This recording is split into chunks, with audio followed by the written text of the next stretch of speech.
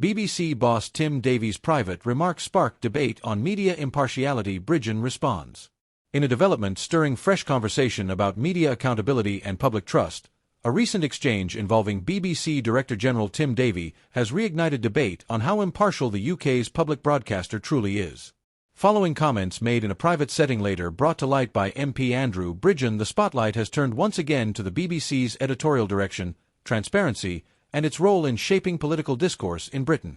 Though the exact content of Davie's remarks has not been officially released by the BBC, Bridgen's reaction and the surrounding public conversation paint a clear picture. Many are questioning whether the BBC is living up to its stated mission of neutrality and public service.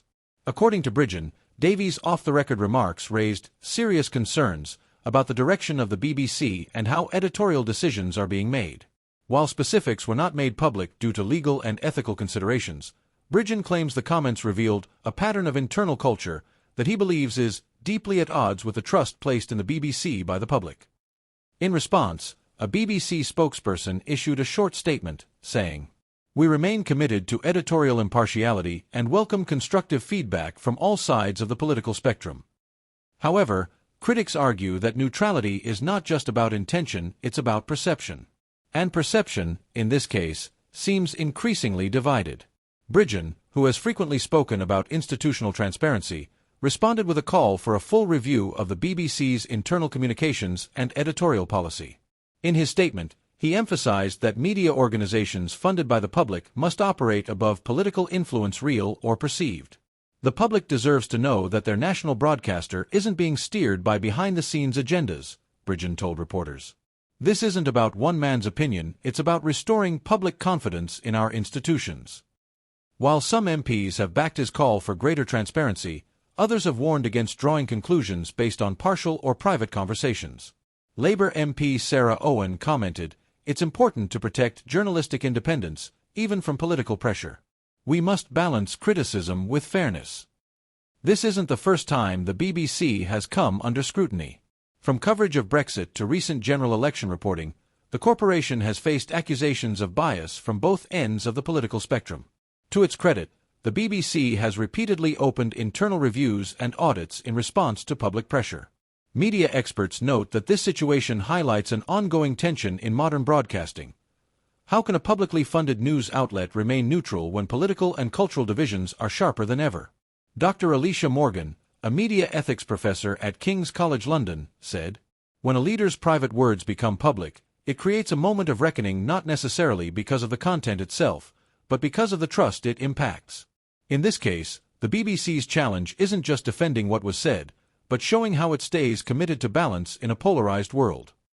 Online reactions to the story have been predictably split. Supporters of Bridgen praised his commitment to exposing the truth, while others accused him of politicizing a non-issue for attention. The hashtag BBC bias began trending on X, formerly Twitter, with thousands weighing in from across the UK. Some users demanded a public inquiry into BBC governance, while others reminded viewers that leaked or second-hand interpretations of private conversations are often incomplete or misleading. A viral post by user at UK Facts Matter read, "Let's remember accountability matters, but so does context. We need transparency and responsibility." It's unclear whether this incident will prompt formal action within the BBC or Parliament. However, calls for enhanced transparency measures are growing. Proposals include publishing more detailed editorial decision-making criteria, increasing external oversight, and holding open forums between BBC leadership and the public. For now, the situation appears to be another flashpoint in the long-standing conversation about media trust. And whether or not Davie's remarks lead to institutional changes, the public debate they sparked will likely influence how future coverage is received. At its best, journalism acts as a mirror to society, reflecting not only the facts, but also the conversations we're collectively having. When that mirror becomes distorted, even slightly, it challenges the very foundation of public trust. As the dust settles on this latest media flashpoint, one thing remains clear: the public deserves clarity, accountability, and an unwavering commitment to impartial truth. And in moments like this, public discourse, especially on platforms like YouTube, has the power to keep those values alive. If you found this report insightful, hit the like button, subscribe to the channel, and turn on notifications so you never miss any breakdown on UK's political stories. Let us know your thoughts in the comments. Do you trust the BBC to be impartial? Or is it time for reform?